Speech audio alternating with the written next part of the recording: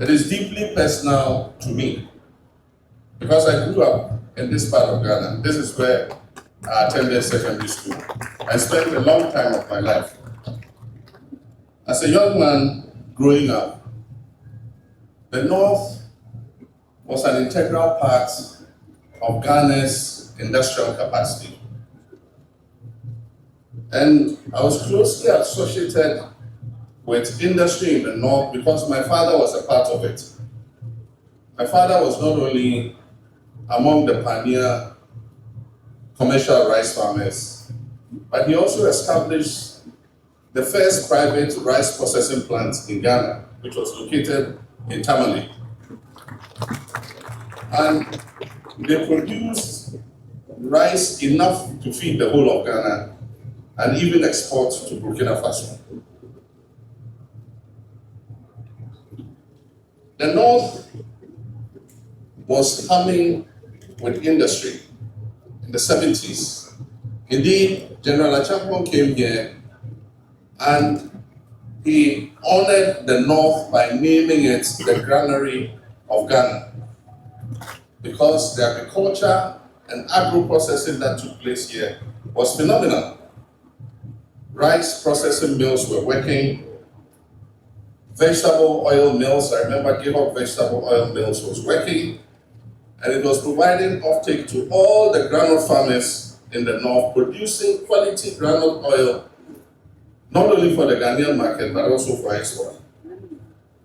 We had the Ghana Cotton Company, which was producing offtake for all the cotton farmers in northern Ghana and providing quality seed cotton that had been ginned here in the North. And one of their main buyers was the Dramani Textiles mill. And Dramani Textiles spun that cotton into yarn and produced the grey baft that was used to produce wax prints that our mothers wear. And so GTP bought from Dramani Textiles and all the other companies that were involved in producing wax prints. And so it was an integrated business. We even had the Tiger Pito factory that produced quality pito.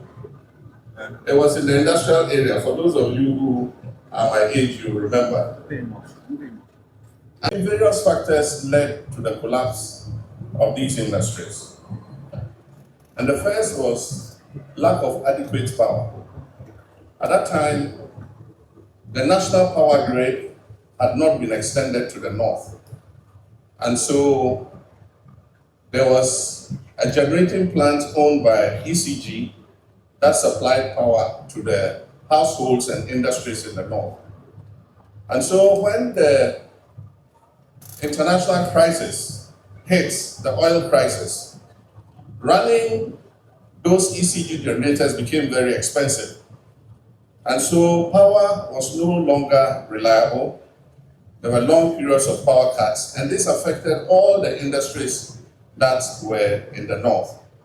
And that is part of the reason why they collapsed. Aside from that, value chains were not strong enough, and so that also contributed to the collapse. We also had poor transport links.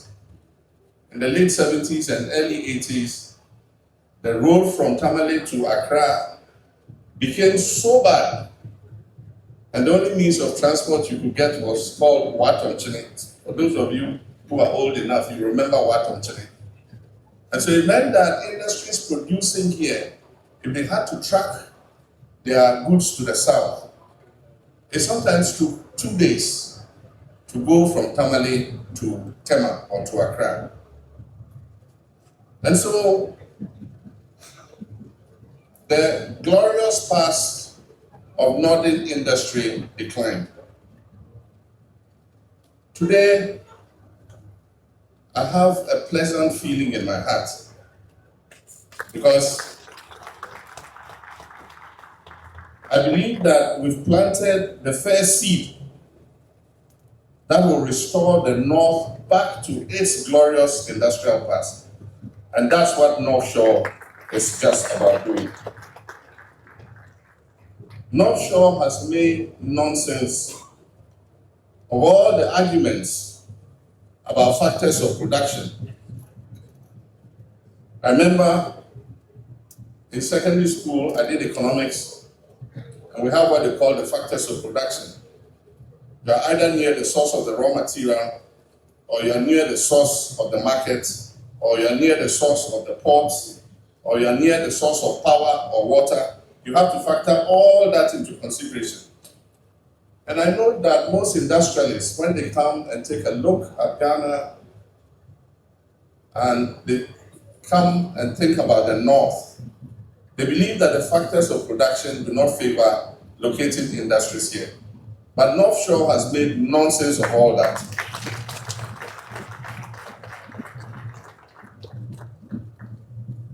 And I asked Alhaji Nuruddin, I said, how do you bring your supplies and how do you send your finished product?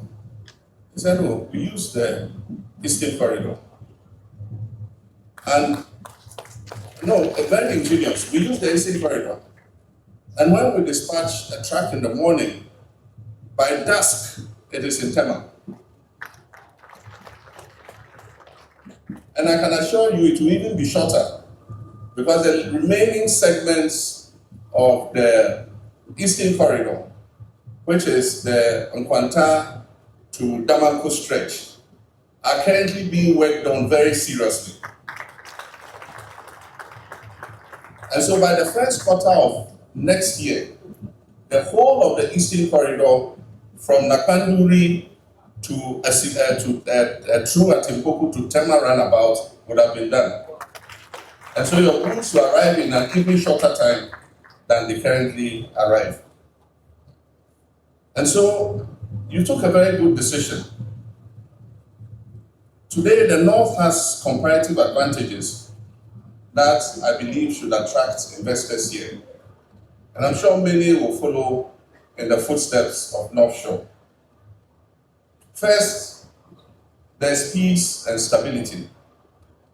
There's safety and security in this part of the country. There is abundant litigation-free land. Take note of that. Abundant litigation-free land. It's a very important factor. I bought a farm from a white man many years ago, and I paid him. He was relocating to his country, so he sold his tractors and his land to me. Little did I know there was litigation on the land. So the white man took his money and went to his country. As soon as I went and stepped on the land to borrow the bulldozer from my brother to clear the land, they came out with cudgels and guns. And I had a young farm manager. They called me, Honorable, they want to kill me. And so I had to send some security to go and protect the young man. And so many years later, the case traveled till they got to the Supreme Court. And you know the paradox. The family the white man bought the land from lost the case. And so the new family that won the case said, okay, you have to come and regularize your documents. You know, I paid for the land again. Second payment. In the North here, there isn't that problem. You come to Yoda, he'll give you land, no litigation, no trouble on the land. Young gallons will come from Yapi, the white water, to supply sufficient water to Tamale and surrounding areas. And then apart from that, we have sunshine for solar power. Indeed, Northshore already has incorporated solar power in the current factory, but they intend to expand it. And so there is enough sunshine to provide them enough power so that they minimize how much they even use from the national grid. And this will reduce their costs and make it cheaper for the production that they are doing. Aside from that, labor costs are more affordable in the north than in the south. And so that's another comparative advantage. And now we have reliable air transport. All the domestic airlines are flying 3-4 times a day into Tamale. And the road network, like I said already, is much better than it was in the past, and soon will be first class. And so those should be factors that create an incentive for industry and investors to come to the north.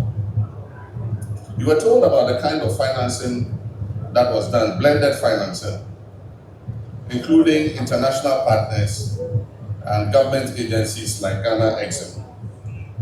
And so with the KFW funding, I want to reiterate what the German ambassador said. This is a new partnership we look for with our international partners.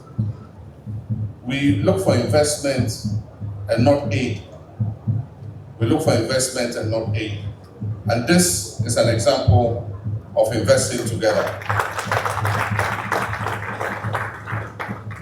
Let me also commend Alhaji Nuruddin and his partners for their own equity contribution that they put into building this factory.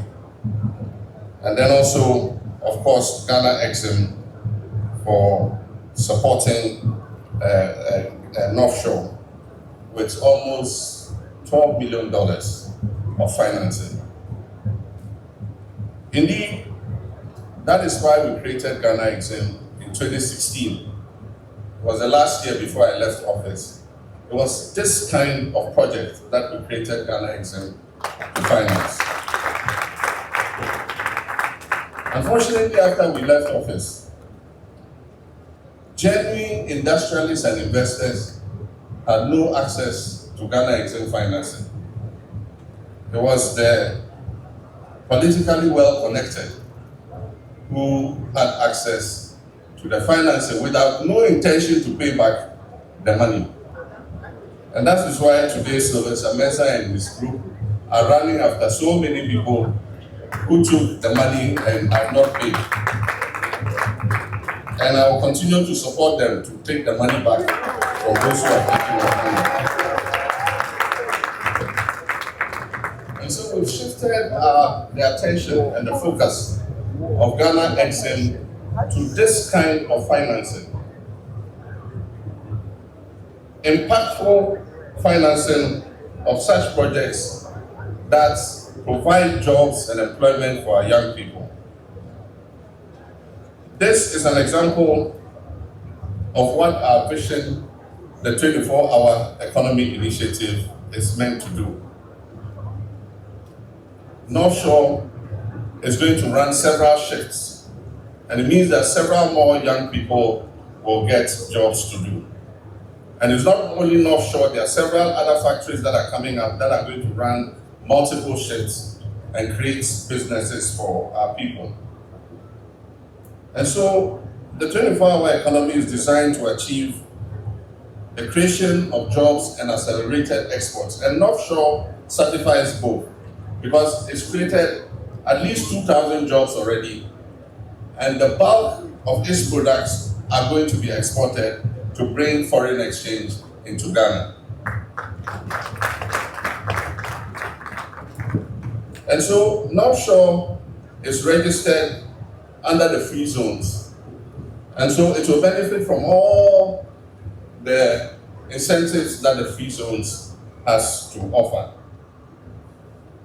Aside from that, it will also have tax incentives, because the current tax regime gives a lower tax rate to manufacturers who go to rural areas and also to manufacturers who locate in the northern part of Ghana.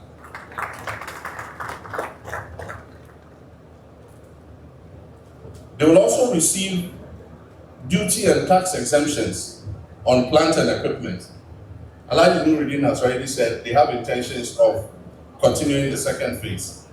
And so in the second phase, they will enjoy the exemptions from duties and taxes that they deserve. Aside from that, we're going to get Parliament to pass a net metering bill.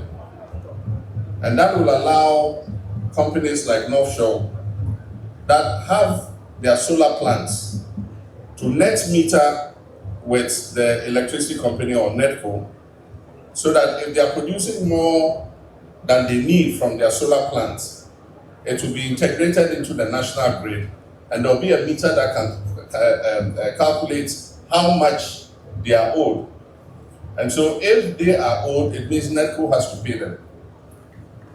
And if they consume more, then they will have to pay NETCO the difference between their power. They call it net metering. And so we're going to introduce net metering in the country soon. This is going to become an industrial hub. And I know that Yona is going to give us much more land for all the other industries that are going to come here. This is going to become a major employment center and job creation center for the whole of Northern Ghana. We believe that at full strength, this hub, which we have named the Northshore Industrial Hub, will be able to provide employment to at least 30,000 young people. This is important because it will reduce the north-south migration. When we did the African peer review mechanism, and Ghana was peer reviewed, one of the things for which we were indicted was the lack of opportunities in the northern part. That was leading to an imbalance of our population. And so the population was sparser in the north because when students finish school and they have no opportunity, they just pick their bags, board a vehicle, and go to the south. And so it puts pressure on social services in the south. And so one of the recommendations of the peer review mechanism was that we should balance out development between the north and south and create more opportunity in the north so that people will remain here. And I believe that this is the beginning of what the peer review mechanism was talking about. Because a lot of the employees here, 80% of them are young girls. And all of us know that in the past, once they finished school and there were no opportunities for them, they headed down south and did the demeaning work of being human donkeys, headquarters, carrying heavy loads. Many of them suffer spinal problems because of the menial work they have to do, and they are paid a pittance. And so these girls here, 80% of them, many of them are likely to have migrated down south to look for some of these menial jobs. And so more North Shores will keep more of these girls here so that they don't have to go down south looking for menial jobs. We also are amending the Procurement Act, and we're adding to a schedule of the new Procurement Act a list from the Ghana Standards Authority of all licensed Ghanaian products. A list of all licensed Ghanaian products. And any government agencies, schools, hospitals that has to procure any product on that list would have to procure from the company and the factory that produces it. And every year, they will publish a recommended list for all their products, so that this is not a matter of going for competitive tender. This company produces it, this is their recommended price, you must go and buy this product instead of buying an imported product. More of such, you should invite me to more of such.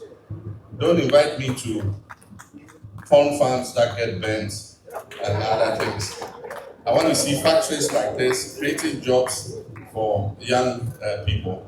And so I thank you very much. God bless you.